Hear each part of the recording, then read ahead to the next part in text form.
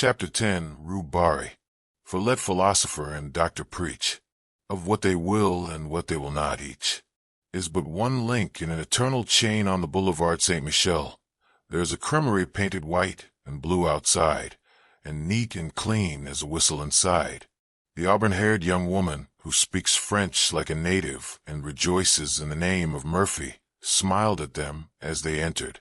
Tossing a fresh napkin over the zinc tete-a-tete table, she whisked before them 2 cups of chocolate and a basket full of crisp, fresh croissants. The primrose-colored pats of butter, each stamped with a shamrock in relief, seemed saturated with the fragrance of Normandy pastures. "How delicious," they said in the same breath, and then laughed at the coincidence. "With but a single thought," he began. "How absurd," she cried with cheeks all rosy. "I'm thinking I'd like a croissant." "So am I," he replied triumphantly. "That proves it." Then they had a quarrel, she accusing him of behavior unworthy of a child in arms, and he denying it and bringing counter-charges, until Mademoiselle Murphy laughed in sympathy, and the last croissant was eaten under a flag of truce. Then they rose, and she took his arm with a bright nod to Mademoiselle Murphy, who cried to them a merry, "Bonjour, madame, bonjour, monsieur," and watched them hail a passing cab and drive away. "Dieu, tu est beau," she sighed, adding after a moment, "Do they be married? I dunno. Ma foi, elle sont bien l'air." "My God, he is handsome. Do they be married? I don't know, my faith. They certainly look like it." The cab swung around the Rue de Medici, turned into the Rue de Vaugirard, followed it to where it crosses the Rue de Rennes, and taking that noisy thoroughfare, drew up before the Gare Montparnasse. They were just in time for a train, and scampered up the stairway and out to the cars as the last note from the starting gong rang through the arch station. The guard slammed the door of their compartment. A whistle sounded, answered by a screech from the locomotive, and the long train glided from the station, faster, faster, and sped out into the morning sunshine. The summer wind blew in their faces from the open window and sent the soft hair dancing on the girl's forehead. "We have the compartment to ourselves," said Hastings. She leaned against the cushioned window seat, her eyes bright and wide open, her lips parted. The wind lifted her hat and fluttered the ribbons under her chin. With a quick movement, she untied them, and, drawing a long hatpin from her hat, laid it down on the seat beside her. The train was flying. The color surged in her cheeks, and with each quick-drawn breath, her breath rose and fell under the cluster of lilies at her throat. Trees, houses, ponds danced past, cut by a mist of telegraph poles. "Faster, faster," she cried. His eyes never left her, but hers, wide open and blue as the summer sky, seemed fixed on something far ahead, something which came no nearer, but fled before them as they fled. Was it the horizon, cut now by the grim fortress on the hill, now by the cross of a country chapel? Was it the summer moon, ghost-like, slipping through the vaguer blue above?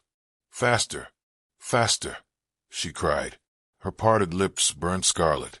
The car shook and shivered, and the field streamed by like an emerald torrent. He caught the excitement, and his face glowed. "Oh!" she cried, and with an unconscious movement caught his hand, drawing him to the window beside her. "Look, lean out with me." He only saw her lips move. Her voice was drowned in the roar of a trestle, but his hand closed in hers, and he clung to the sill. The wind whistled in their ears. "Not so far out, Valentine, take care," he gasped. Below, through the ties of the trestle, a broad river flashed into view and out again as the train thundered along a tunnel, and away once more through the freshest of green fields. The wind roared about them.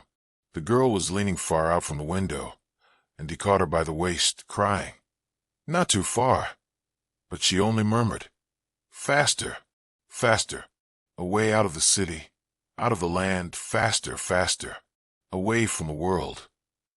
"What are you saying all to yourself?" he said, but his voice was broken, and the wind whirled it back into his throat. She heard him, and turning from a window, looked down at his arm about her. Then she raised her eyes to his. The car shook and the windows rattled. They were dashing through a forest now, and the sun swept the dewy branches with running flashes of fire. He looked into her troubled eyes. He drew her to him and kissed the half-parted lips, and she cried out, a bitter, hopeless cry. Not that, not that. But he held her close and strong, whispering words of honest love and passion, and when she sobbed, not that, not that, I have promised. You must know, I am not worthy. In the purity of his own heart, her words were to him meaningless then, meaningless forever after. Presently her voice ceased, and her head rested on his breast. He leaned against the window, his ears swept by the furious wind, his heart in a joyous tumult. The forest passed, and the sun slipped from behind the trees, flooding the earth again with brightness. She raised her eyes and looked out into the world from the window. Then she began to speak, but her voice was faint, and he bent his head close to hers and listened. I cannot turn from you. I am too weak. You were long ago my master, master of my heart and soul. I have broken my word to one who trusted me, but I have told you all. What matters the rest? He smiled at her innocence, and she worshipped his. She spoke again. Take me or cast me away, what matters? Now with a word you can kill me, and it might be easier to die than to look upon happiness as great as mine. He took her in his arms. Hush, what are you saying? Look out at the sunlight, the meadows and the streams. We shall be very happy in such a bright world. She turned to the sunlight. From the window, the world below seemed very fair to her. Trembling with happiness, she sighed. Is this the world? Then I have never known it. Nor have I, God forgive me, he murmured. Perhaps it was our gentle lady of the fields who forgave them both, that none can slip nor break nor overreach. Crimson nor yellow roses nor the savor of the mounting sea are worth the perfume I adore, that clings to thee. The languid-headed lilies tire, the changeless waters weary me. I ache with passionate desire of thine and thee. There are but these things in the world, thy mouth of fire, thy breasts, thy hands, thy hair upcurled, and my desire. Part 1. One morning at Julian's, a student said to Selby, that is Foxhall Clifford, pointing with his brushes at a young man who sat before an easel, doing nothing. Selby, shy and nervous, walked over and began, My name is Selby. I have just arrived in Paris, and bring a letter of introduction. His voice was lost in the crash of a falling easel, the owner of which promptly assaulted his neighbor. For a time, the noise of battle rolled through the studios of M.M., Boulanger and Lefebvre, presently subsiding into a scuffle on the stairs outside. Selby, apprehensive as to his own reception in the studio, looked at Clifford, who sat serenely watching the fight. It's a little noisy here, said Clifford, but you will like the fellows when you know them. His unaffected manner delighted Selby. Then, with a simplicity that won his heart, he presented him to half a dozen students of as many nationalities. Some were cordial, all were polite. Even a majestic creature who held the position of massier unbent enough to say, My friend, when a man speaks French as well as you do, and is also a friend of Monsieur Clifford, he will have no trouble in this studio. You expect, of course, to fill the stove until the next new man comes. Of course, and you don't mind chaff. No, replied Selby, who hated it. Clifford, much amused, put on his hat, saying, You must expect lots of it at first. Selby placed his own hat on his head and followed him to the door.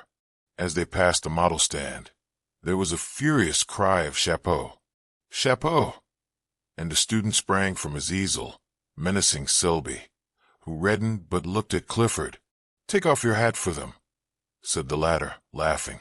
A little embarrassed, he turned and saluted the studio. Et moi, cried the model. You are charming, replied Selby, astonished at his own audacity, but the studio rose as one man, shouting, "He has done well. He's all right," while the model, laughing, kissed her hand to him and cried, "Ah, demain, beau jeune homme." All that week Selby worked at the studio unmolested.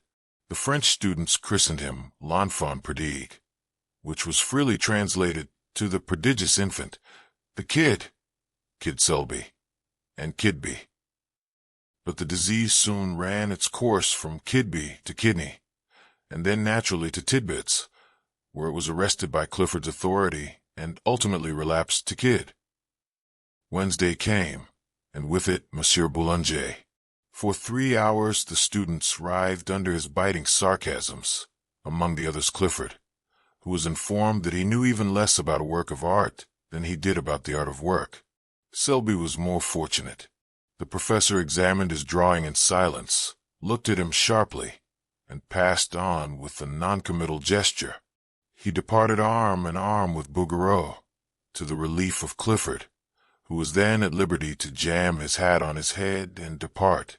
The next day he did not appear, and Selby, who had counted on seeing him at the studio, a thing he learned later it was vanity to count on, wandered back to the Latin Quarter alone.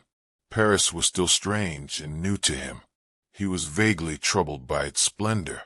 No tender memories stirred his American bosom at the Place du Châtelet, nor even by Notre Dame. The Palais de Justice, with its clock and turrets and stalking sentinels in blue and vermilion, the Place Saint-Michel with its jumble of omnibuses and ugly water-spitting griffins, the hill of the Boulevard Saint-Michel, the tooting trams, the policemen dawdling 2 by 2, and the table-lined terraces of the Café Vachette were nothing to him, as yet, nor did he even know, when he stepped from the stones of the Place Saint-Michel to the asphalt of the boulevard, that he had crossed the frontier and entered the student zone, the famous Latin Quarter. A cabman hailed him as bourgeois, and urged the superiority of driving over walking. A gamin, with an appearance of great concern, requested the latest telegraphic news from London, and then, standing on his head, invited Selby to feats of strength. A pretty girl gave him a glance from a pair of violet eyes. He did not see her, but she, catching her own reflection in a window, wondered at the color burning in her cheeks. Turning to resume her course, she met Foxhall Clifford and hurried on. Clifford, open-mouthed, followed her with his eyes. Then he looked after Selby, who had turned into the Boulevard Saint-Germain toward the Rue de Seine. Then he examined himself in the shop window. The results seemed to be unsatisfactory. "I'm not a beauty," he mused, "but neither am I a hobgoblin. What does she mean by blushing at Selby? I never before saw her look at a fellow in my life. Neither has anyone in the Quarter. Anyway, I can swear she never looks at me, and goodness knows I have done all that respectful adoration can do." He sighed, and murmuring a prophecy concerning the salvation of his immortal soul, swung into that graceful lounge which at all times characterized Clifford. With no apparent exertion, he overtook Selby at the corner, and together they crossed the sunlit boulevard and sat down under the awning of the Café du Cercle. Clifford bowed to everybody on the terrace, saying, "You shall meet them all later, but now let me present to you 2 of the sights of Paris, Mr. Richard Elliot and Mr. Stanley Roden." The sights looked amiable and took vermouth. "You cut the studio today," said Elliot, suddenly turning on Clifford, who avoided his eyes. "To commune with nature," observed Roden. "What's her name this time?" asked Elliot, and Roden answered promptly. "Name, Yvette. Nationality, Breton." "Wrong," replied Clifford blandly. "It's Rue Barrée." The subject changed instantly, and Selby listened in surprise to names which were new to him, and eulogies on the latest Prix de Rome winner.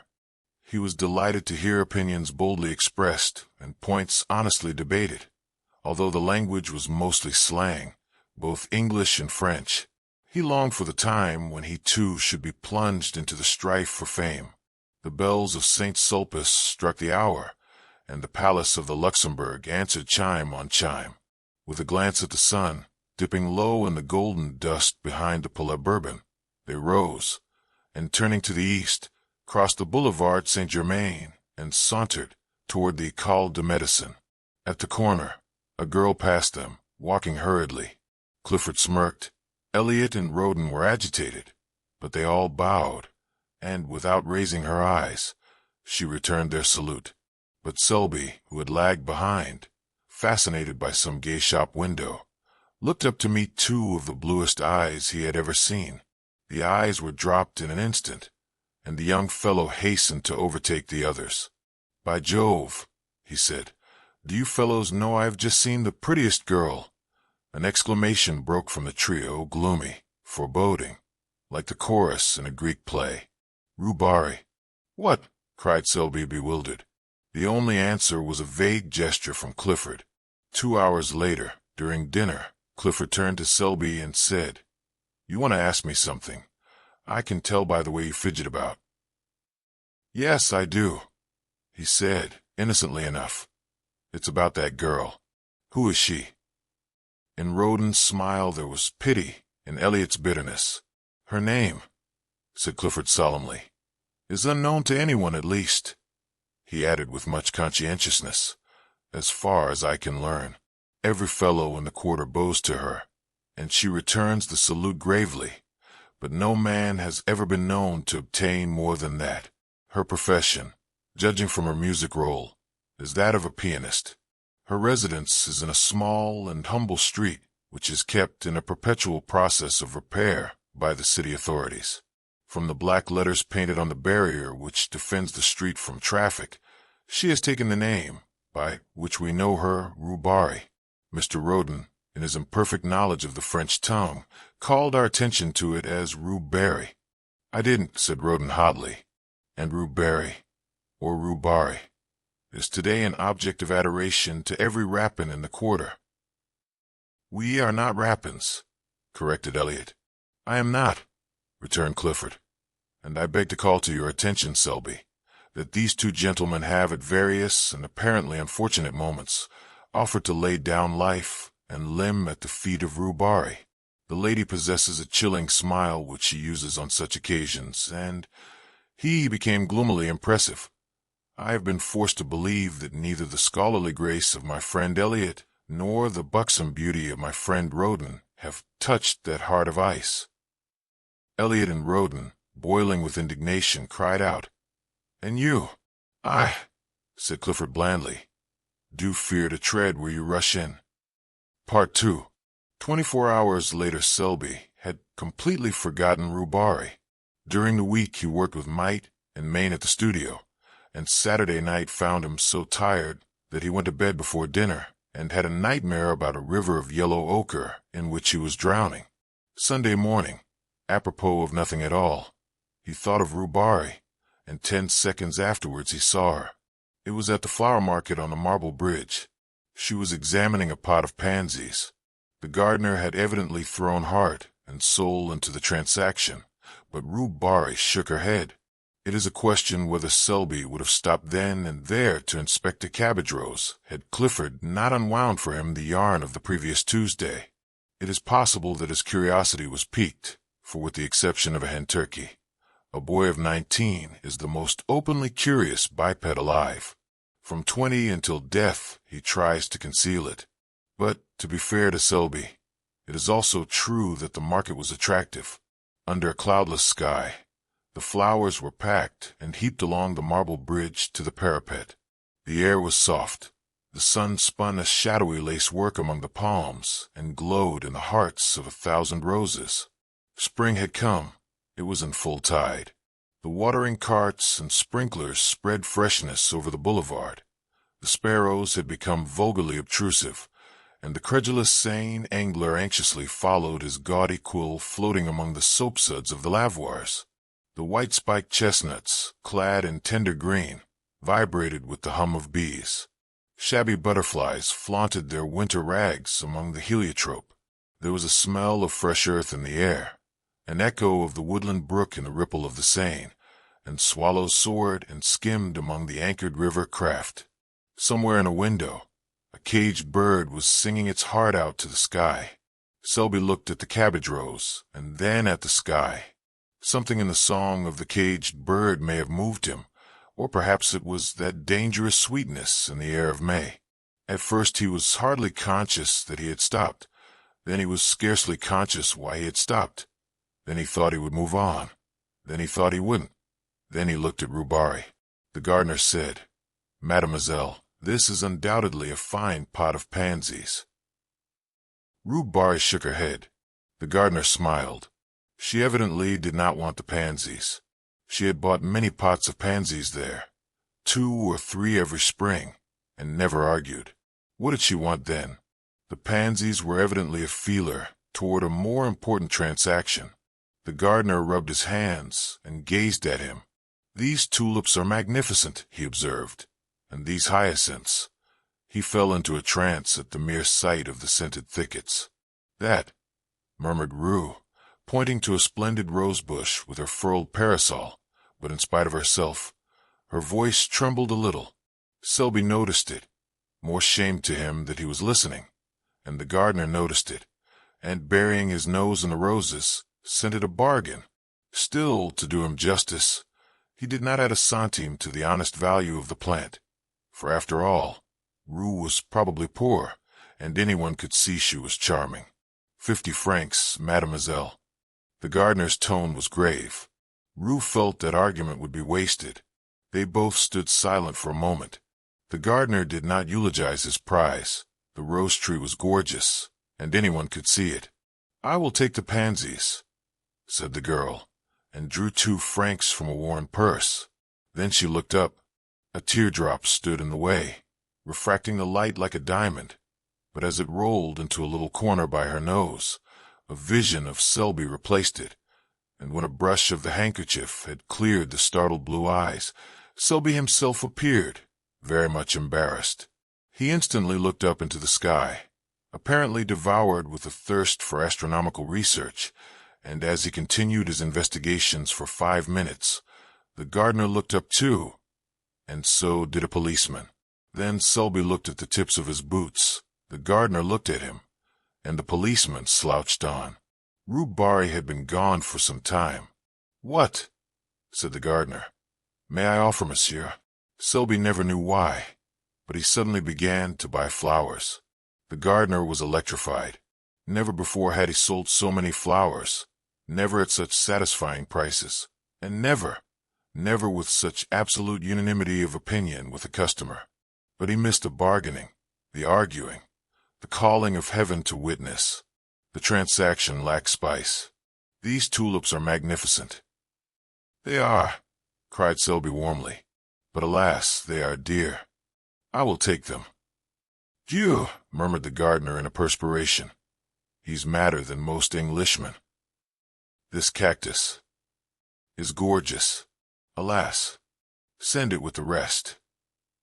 The gardener braced himself against the river wall. "That splendid rose bush," he began faintly. "That is a beauty. I believe it is 50 francs. He stopped very red. The gardener relished his confusion. Then a sudden cool self-possession took the place of his momentary confusion, and he held the gardener with his eye and bullied him. "I'll take that bush. Why did not the young lady buy it?" "Mademoiselle is not wealthy." "How do you know?" "Dame, I sell her many pansies. Pansies are not expensive." "Those are the pansies she bought." "These, monsieur, are the blue and gold." "Then you intend to send them to her?" "At midday after the market." "Take this rose bush with them, and—" Here he glared at the gardener. "Don't you dare say from whom they came." The gardener's eyes were like saucers, but Selby, calm and victorious, said, "Send the others to the Hotel du Sénat, 7 Rue de Tournon. I will leave directions with the concierge." Then he buttoned his glove with much dignity and stalked off. But when well around the corner and hidden from the gardener's view, the conviction that he was an idiot came home to him in a furious blush. 10 minutes later he sat in his room in the Hotel du Sénat, repeating with an imbecile smile, "What an ass I am, what an ass."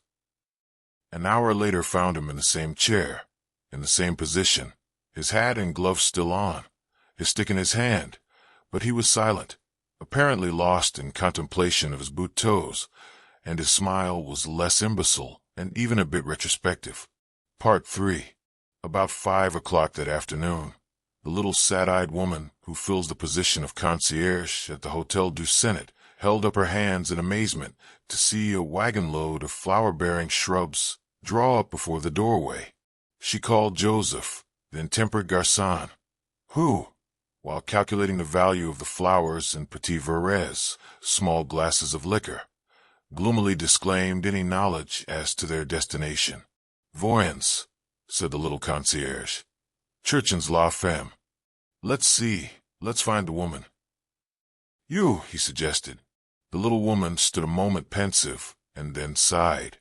Joseph caressed his nose, a nose which for gaudiness could vie with any floral display. Then the gardener came in, hat in hand, and a few minutes later, Selby stood in the middle of his room, his coat off, his shirt sleeves rolled up. The chamber originally contained, besides the furniture, about 2 square feet of walking room, and now this was occupied by a cactus. The bed groaned under crates of pansies, lilies, and heliotrope. The lounge was covered with hyacinths and tulips, and the washstand supported a species of young tree warranted to bear flowers at some time or other. Clifford came in a little later, fell over a box of sweet peas, swore a little, apologized, and then, as the full splendor of the floral fate burst upon him, sat down in astonishment upon a geranium. The geranium was a wreck, but Selby said, "Don't mind," and glared at the cactus. "Are you going to give me a ball?" demanded Clifford. "And no, I'm very fond of flowers," said Selby. But the statement lacked enthusiasm. "I should imagine so." Then, after a silence, "That's a fine cactus." Selby contemplated the cactus, touched it with the air of a connoisseur, and pricked his thumb. Clifford poked a pansy with his stick. Then Joseph came in with the bill, announcing the sum total in a loud voice, partly to impress Clifford, partly to intimidate Selby into disgorging a pourboire tip, which he would share, if he chose, with the gardener. Clifford tried to pretend that he had not heard, while Selby paid the bill and tribute without a murmur. Then he lounged back into the room with an attempted indifference which failed entirely when he tore his trousers on the cactus. Clifford made some commonplace remark, lit a cigarette, and looked out of the window to give Selby a chance. Selby tried to take it, but getting as far as, "Yes, spring is here at last," froze solid. He looked at the back of Clifford's head. It expressed volumes. Those little perked-up ears seemed tingling with suppressed glee. He made a desperate effort to master the situation, and jumped up to reach for some Russian cigarettes as an incentive to conversation, but was foiled by the cactus, to whom again he fell a prey. The last straw was added. Damn the cactus. This observation was wrung from Selby against his will, against his own instinct of self-preservation, but the thorns on the cactus were long and sharp, and at their repeated prick, his pent-up wrath escaped. It was too late now. It was done, and Clifford had wheeled around. "See here, Selby, why did you buy those flowers?" "I'm fond of them," said Selby. "What are you going to do with them? You can't sleep here." "I could, if you'd help me take the pansies off the bed." "Where can you put them?" "Couldn't I give them to the concierge?" As soon as he said it, he regretted it. What in heaven's name would Clifford think of him? He had heard the amount of the bill. Would he believe that he had invested in these luxuries as a timid declaration to his concierge? And would the Latin Quarter comment upon it in their own brutal fashion? He dreaded ridicule, and he knew Clifford's reputation. Then somebody knocked. Selby looked at Clifford with a hunted expression which touched that young man's heart. It was a confession and at the same time a supplication. Clifford jumped up, threaded his way through the floral labyrinth, and putting an eye to the crack of the door, said, "Who the devil is it?" This graceful style of reception is indigenous to the Quarter. "It's Elliot," he said, looking back, "and Roden too." and they're bulldogs. Then he addressed them through the crack. Sit down on the stairs. Selby and I are coming out directly. Discretion is a virtue. The Latin Quarter possesses few, and discretion seldom figures on the list. They sat down and began to whistle. Presently Roden called out, I smell flowers. They feast within. You ought to know Selby better than that, growled Clifford behind the door, while the other hurriedly exchanged his torn trousers for others. We know Selby, said Elliot with emphasis. Yes, said Roden. He gives receptions with floral decorations and invites Clifford, while we sit on the stairs. Yes, while the youth and beauty of the Quarter revel, suggested Roden, then, with sudden misgiving. Is Odette there? See here, demanded Elliot. Is Colette there? Then he raised his voice in a plaintive howl. Are you there, Colette, while I'm kicking my heels on these tiles? Clifford is capable of anything, said Roden. His nature has soured since Rue Barrée sat on him. Elliot raised his voice. I say, you fellows, we saw some flowers carried into Rue Barrée's house at noon. Posies and roses, specified Roden.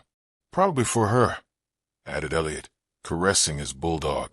Clifford turned with sudden suspicion upon Selby. The latter hummed a tune, selected a pair of gloves, and, choosing a dozen cigarettes, placed them in a case.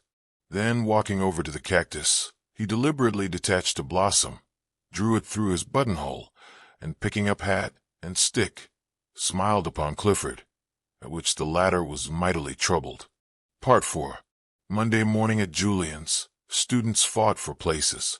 Students with prior claims drove away others who had been anxiously squatting on coveted tabourets since the door was opened in hopes of appropriating them at roll call. Students squabbled over palettes, brushes, portfolios, or filled the air with demands for Cicerone and bread. The former, a dirty ex-model, who had in palmier days posed as Judas, now dispensed stale bread at one sou, a small coin, and made enough to keep himself and cigarettes. Monsieur Julien walked in, smiled a fatherly smile, and walked out. His disappearance was followed by the apparition of the clerk, a foxy creature who flitted through the battling hordes in search of prey. 3 men who had not paid dues were caught and summoned. A 4th was scented, followed, outflanked, his retreat towards the door cut off, and finally captured behind the stove. About that time, the revolution assumed an acute form. Howls rose for Jules. Jules came, umpired 2 fights with a sad resignation in his big brown eyes, shook hands with everybody, and melted away in the throng, leaving an atmosphere of peace and goodwill.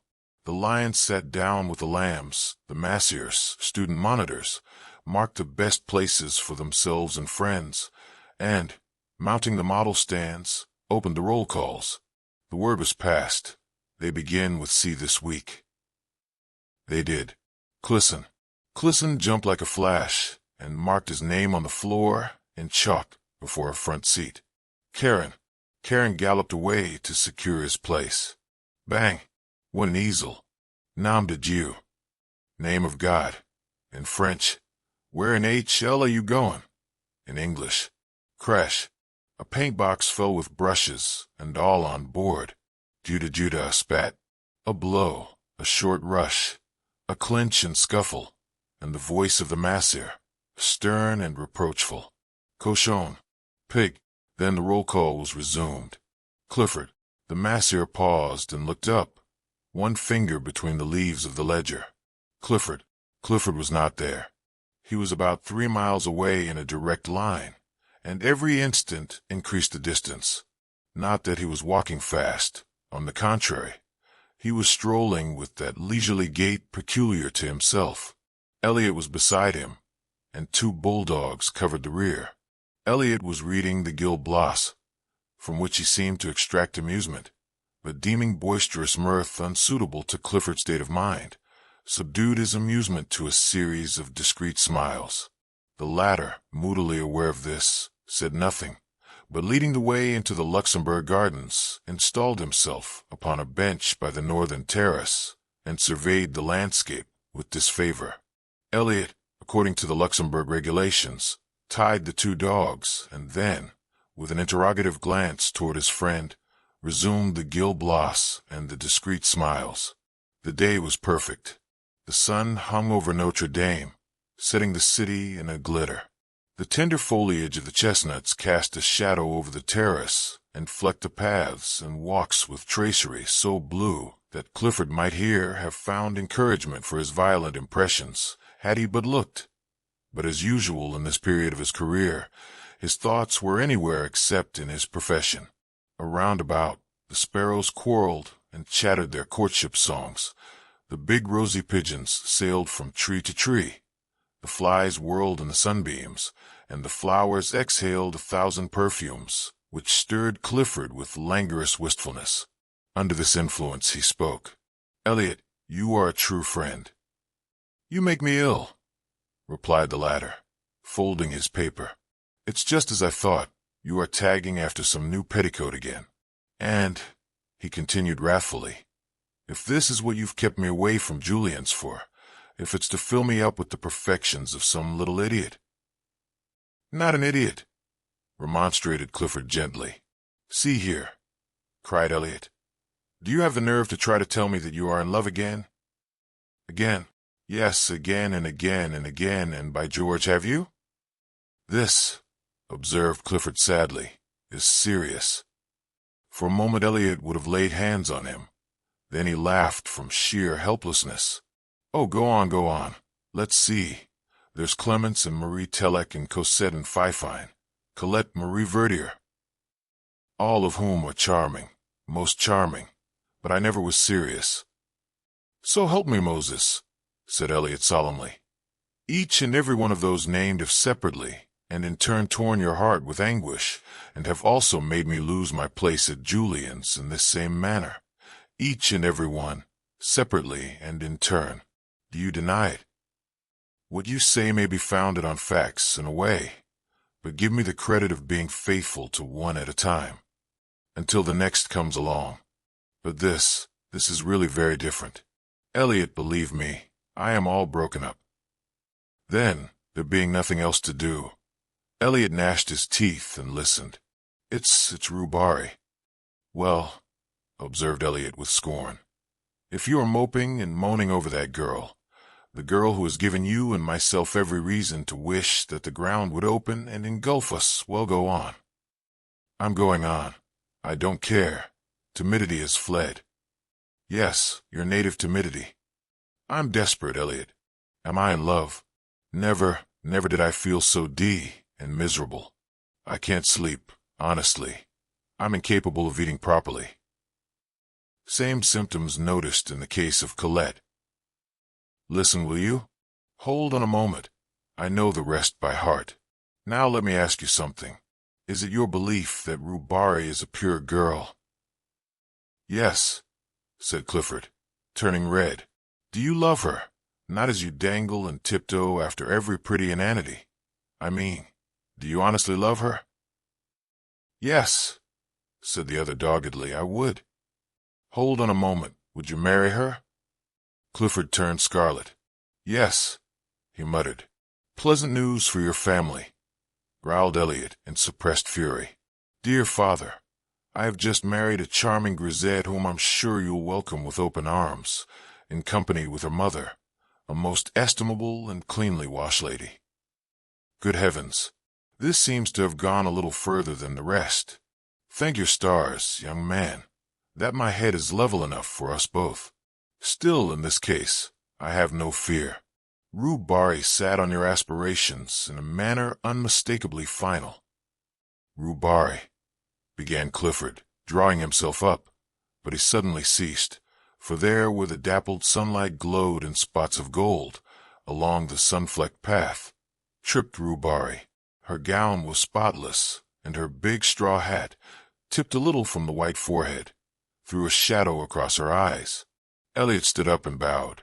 Clifford removed his head covering with an air so plaintive, so appealing, so utterly humble, that Rue Barrée smiled.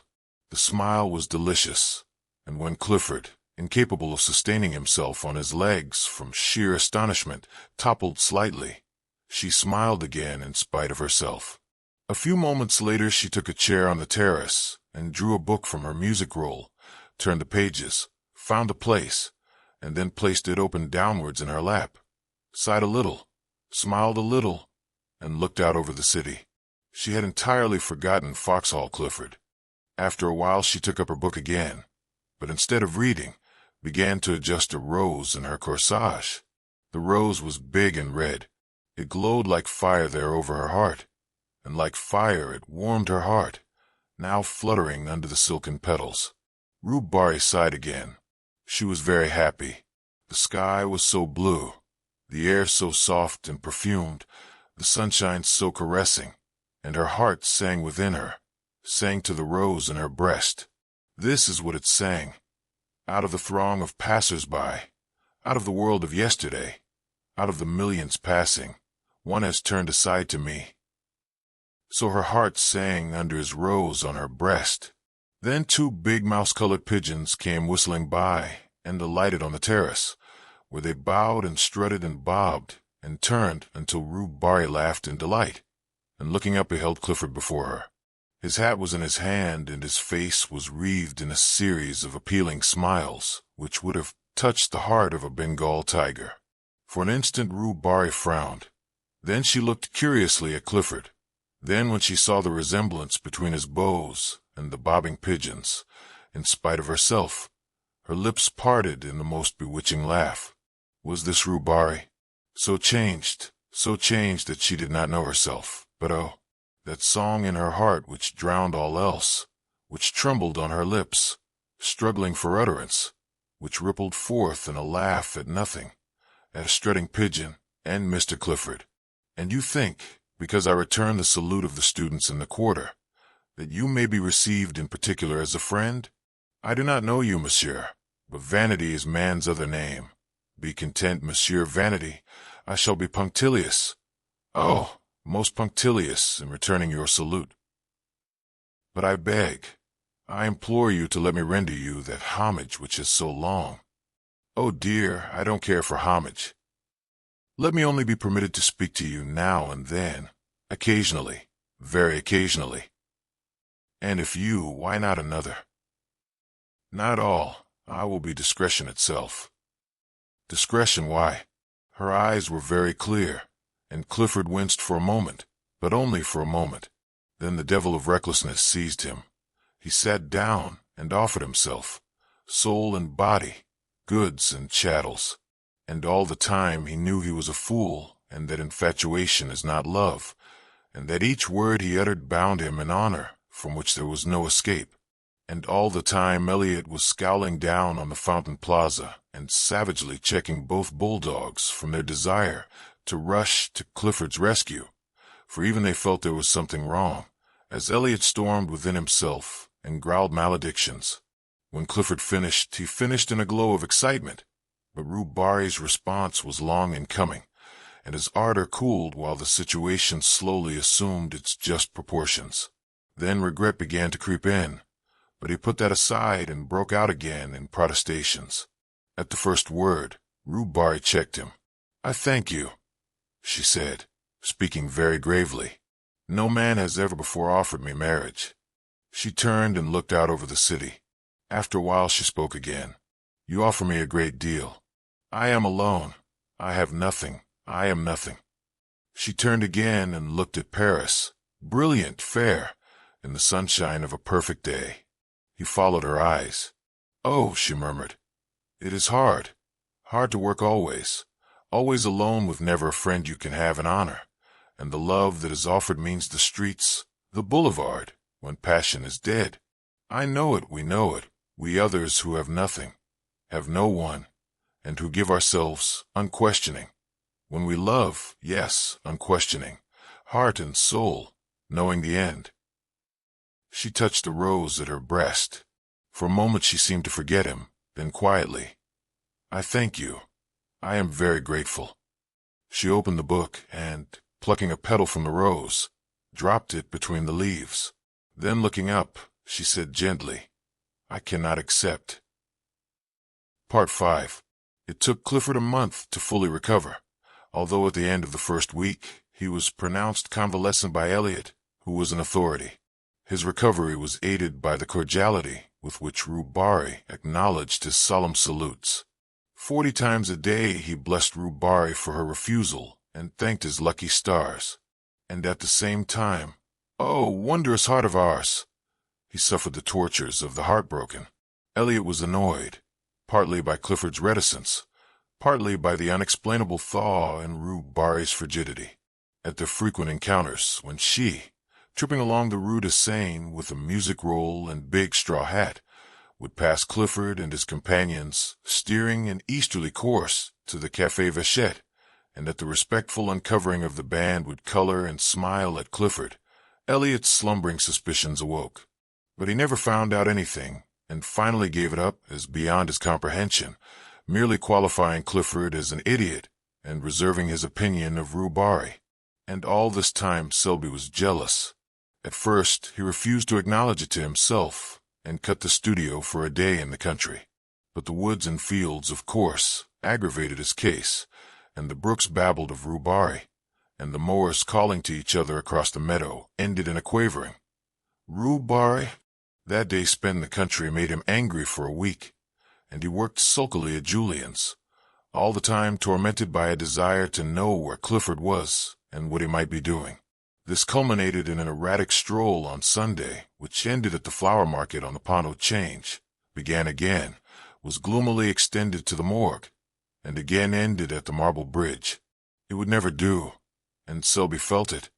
So he went to see Clifford, who was convalescing on mint juleps in his garden. They sat down together and discussed morals and human happiness, and each found the other most entertaining. Only Selby failed to pump Clifford, to the other's unfeigned amusement. But the juleps spread balm on the sting of jealousy, and trickled hope to the heartbroken. When Selby said he must go, Clifford went too, and when Selby, not to be outdone, insisted on accompanying Clifford back to his door, Clifford was determined to see Selby back halfway. Then, finding it hard to part, they decided to dine together and flit. To flit, a verb applied to Clifford's nocturnal prowls, expressed, perhaps, as well as anything, the gaiety proposed. Dinner was ordered at Mignon's, and while Selby interviewed the chef, Clifford kept a fatherly eye on the butler. The dinner was a success, or was of the sort generally termed a success. Toward the dessert, Selby heard someone say at a great distance, "Kid Selby, drunk as a lord." The room was small and white. Everything about it was white. The curtained bed, the little washstand in the corner, the bare walls, the china lamp, and his own face, had he known it. But the face and neck of Rue were surging in the color that dyed the blossoming rose tree there on the hearth beside her. It did not occur to him to speak. She seemed not to expect it. His mind was struggling with the impressions of the room. The whiteness, the extreme purity of everything occupied him, began to trouble him. As I became accustomed to the light, other objects grew from the surroundings and took their places in the circle of lamplight. There was a piano and a coal scuttle and a little iron trunk and a bathtub. Then there was a row of wooden pegs against the door, with a white chintz curtain covering the clothes underneath. On the bed lay an umbrella and a big straw hat, and on the table, a music roll unfurled, an inkstand, and sheets of ruled paper. Behind him stood a wardrobe faced with a mirror, but somehow he did not care to see his own face just then. He was sobering. The girl sat looking at him, without a word. Her face was expressionless, yet her lips at times trembled almost imperceptibly. Her eyes, so wonderfully blue in the daylight, seemed dark and soft as velvet, and the color on her neck deepened and whitened with every breath. She seemed smaller and more slender than when he had seen her in the street, and there was now something in the curve of her cheek, almost childlike. When at last he turned and caught his own reflection in the mirror behind him, a shock passed through him as though he had seen a shameful thing, and his clouded mind and his clouded thoughts grew clearer. For a moment their eyes met, Then it sought the floor. His lips tightened, and the struggle within him bowed his head and strained every nerve to the breaking. And now it was over, for the voice within had spoken. He listened, dully interested but already knowing the end. Indeed, it little mattered. The end would always be the same for him. He understood now. Always the same for him. And he listened, dully interested, to a voice which grew within him. After a while he stood up, and she rose at once, one small hand resting on the table. Presently he opened the window, picked up his hat, and shut it again. Then he went over to the rose bush and touched the blossoms with his face. One was standing in a glass of water on the table, and mechanically the girl drew it out, pressed it with her lips, and laid it on the table beside him. He took it without a word, and crossing the room, opened the door. The landing was dark and silent, but the girl lifted the lamp and, gliding past him, slipped down the polished stairs to the hallway. Then, unchaining the bolts, she drew open the iron wicket. Through this he passed with his rose,